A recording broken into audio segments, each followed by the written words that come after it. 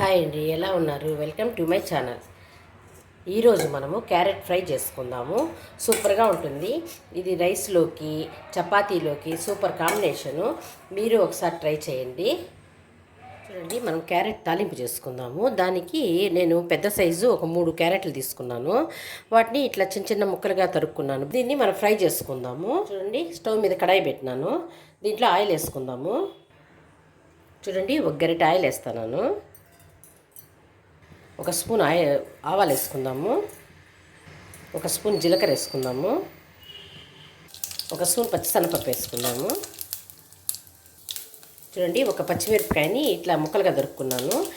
ఒక 4 తెల్లగడ్డ పాయల్ని క్రష్ చేసుకున్నాను. కరివేపాకు, వీటిని కూడా వేసేద్దాము. కొంచెంసేపు వేపుకుందాం. తెల్లగడ్డ పచ్చివాసన పోయేంత వరకు అట్లా వేపుకోవాలి.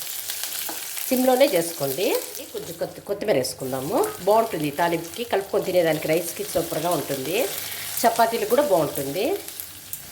చూడండి, కొంచెంసేపు వాడ్చుకుందాం. చూడండి, వేగింది కదా.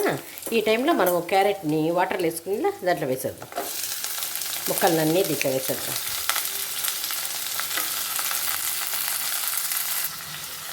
చూడండి, బాగా వేపుకుందాము.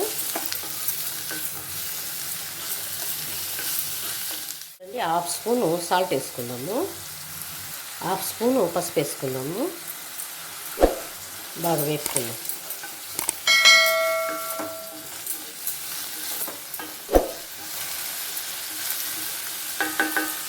ఈ టైంలో మూత పెట్టేద్దాము. ఓపెన్ చేసి చూద్దాము. చూడండి, వేగుతూ ఉంది. ఇప్పుడు మనం ఏం చేద్దామంటే ఒక స్పూన్ ధనియాల పొడి వేసుకుందాము. అర స్పూన్ కారం వేసుకుందాము. మనం పచ్చిమిరపకాయ వేసినాం కదా, అందుకని కారం కొద్దిగా వేసుకుందాము. 1/4 స్పూను గరం మసాలా వేసుకుందాము. బాగా వేపుకుందాము. లో ఫ్లేమ్లోనే చేసుకోండి, బాగుంటుంది. చూడండి, బాగా వేగిపోయింది. మన క్యారెట్ ఫ్రై రెడీ అయిపోయింది. చూడండి, స్టవ్ ఆపేద్దాము. చూడండి ఎంత బాగుందో. బాక్సులకి భలే బాగుంటుంది ఇది. రైస్ కలిపి బాక్సులు ఇచ్చి పంపించినట్టయితే పిల్లలు కూడా ఇష్టంగా తింటారు. పెద్దవాళ్ళకి కానీ బాగుంటుంది. ప్రోటీన్స్ బాగుంటాయి కాబట్టి చాలా బాగుంటుంది ఈ ఫ్రై. మీరు కూడా ఒకసారి ట్రై చేయండి. చూడండి మన క్యారెట్ ఫ్రై. ఈ వీడియో కనుక మీకు నచ్చినట్లయితే లైక్ చేయండి, షేర్ చేయండి, సబ్స్క్రైబ్ చేసుకోండి.